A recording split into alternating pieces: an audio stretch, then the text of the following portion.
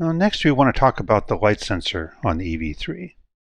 Whereas the touch sensor is one of the simplest sensors on the robot, the light sensor here is one of the most complicated. It's a very powerful sensor that can do a lot of different things. So we're going to spend a fair amount of time on this. The thing is, there's kind of a chicken and the egg situation here. The things I'm going to talk about up front, some of them won't make a lot of sense until you see the programming side. And then once you're in the programming side, you might forget some of the things we just talked about here. So some people like to watch this tutorial twice. So the sensor can be in 3 different modes that you'll see mentioned in the software. The first is ambient, and you won't use ambient much in like a first LEGO League environment.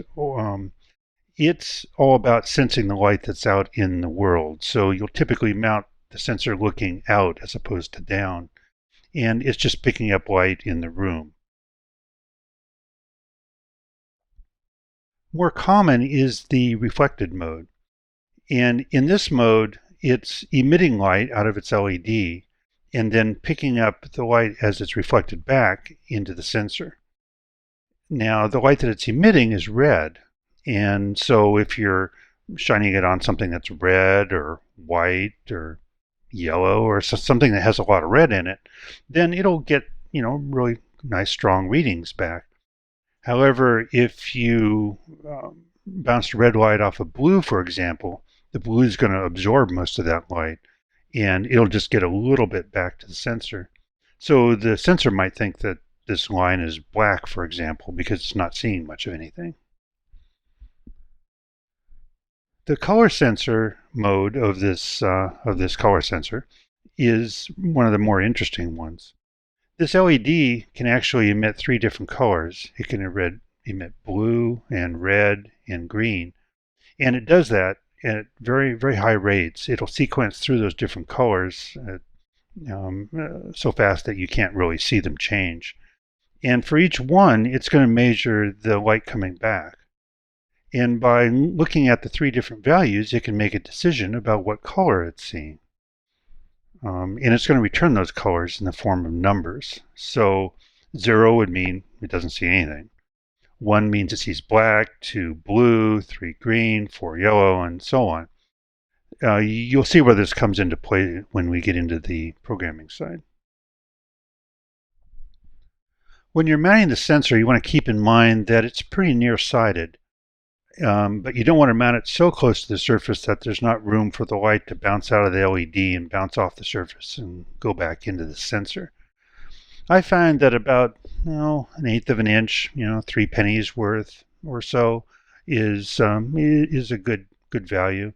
You don't want to get really hung up about this. And indeed, sometimes if you're going over an uneven surface that has a lot of different subtle changes in light intensity, you might want to mount it further back, a little bit higher than you would if you're going over something that's very consistent, just so that it'll average out all the values that it's seeing.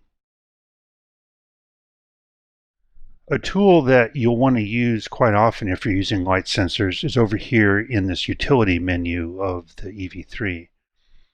Up until now, we've spent a lot of time here in the programming menu, and we've looked at the recently run menu.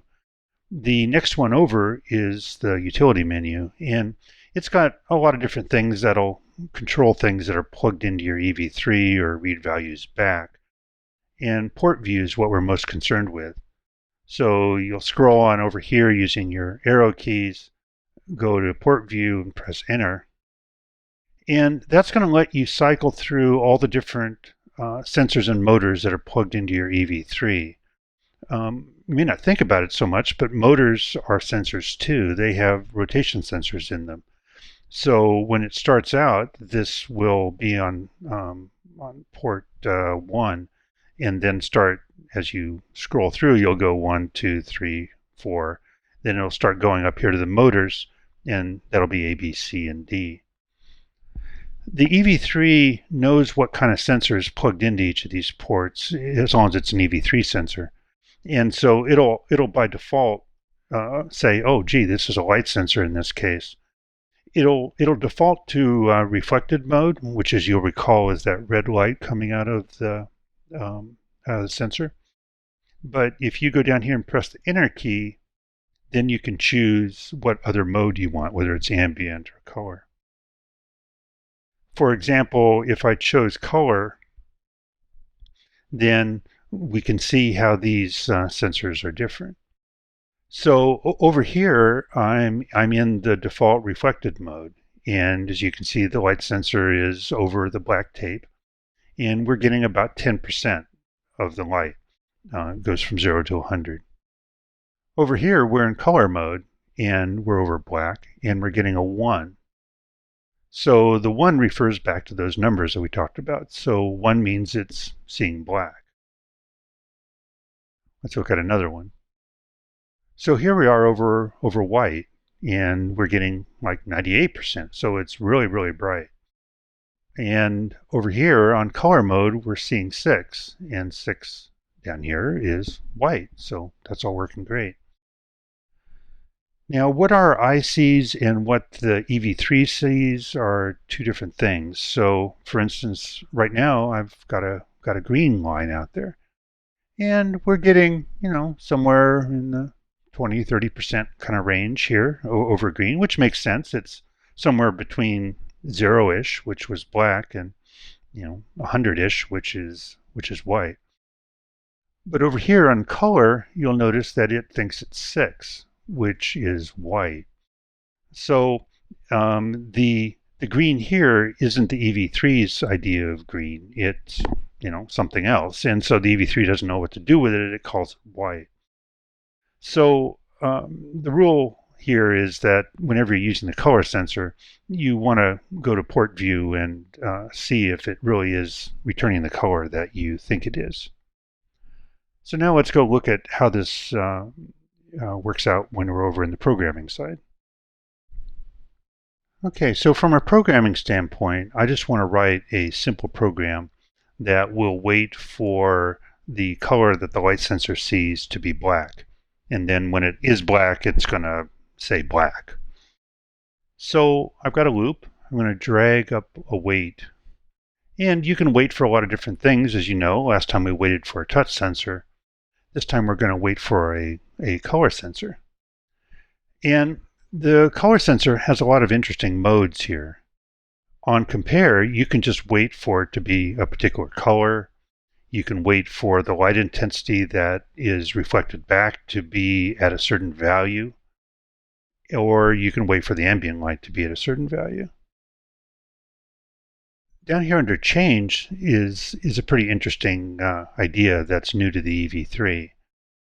You can wait for the color to change. Probably more interesting, though, is waiting for the reflected light intensity to change by a certain amount. Why would you want to do that? Well, let's say you were building your robot in a room that's pretty dark, let's say, and you're doing all of your practicing and such there. But when you want to show off your robot, like for a FLL competition, for example, you're going to a place where it's pretty bright. You'd rather not have to go through your whole program and change all of the compares to adjust for that new value. But if you just look for how much the light has changed, you don't have to be as concerned about what the value is in your room lighting. So if the light changes by 10 or 20, let's say, then it'll know to stop the wait.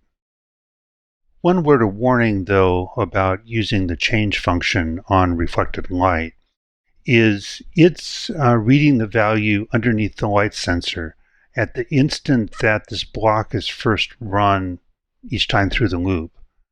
And it's using that as the basis to compare whether the value has changed from that. So, in other words, if I were to say I'm going to wait for the value to go down by 10, then it's going to, whenever it hits this, it's going to look at the light that's coming into the light sensor at that very instant and then use that as the comparison. Well, what would happen if the light sensor was over black at that point? So the robot hasn't moved enough, for example. So it's going to read black. It's going to say, oh, great. Okay, now I'm going to look for anything that's 10% darker than black, which it'll probably never find.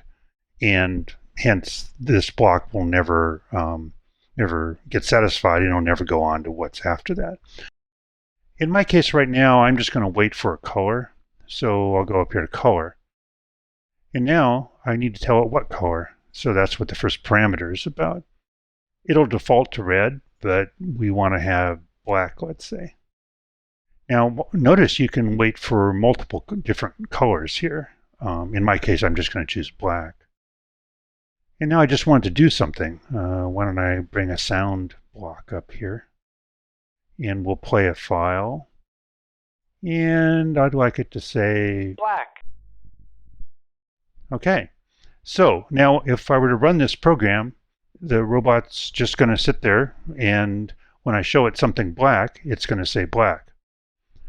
So now it's your turn. What I'd like you to do is create a program that will stay inside of a circle.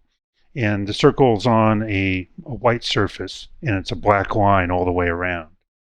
So your job is to make the robot bounce off the black whenever it sees it. So whenever it sees black, it backs up, it turns, and then goes on driving until it sees something else.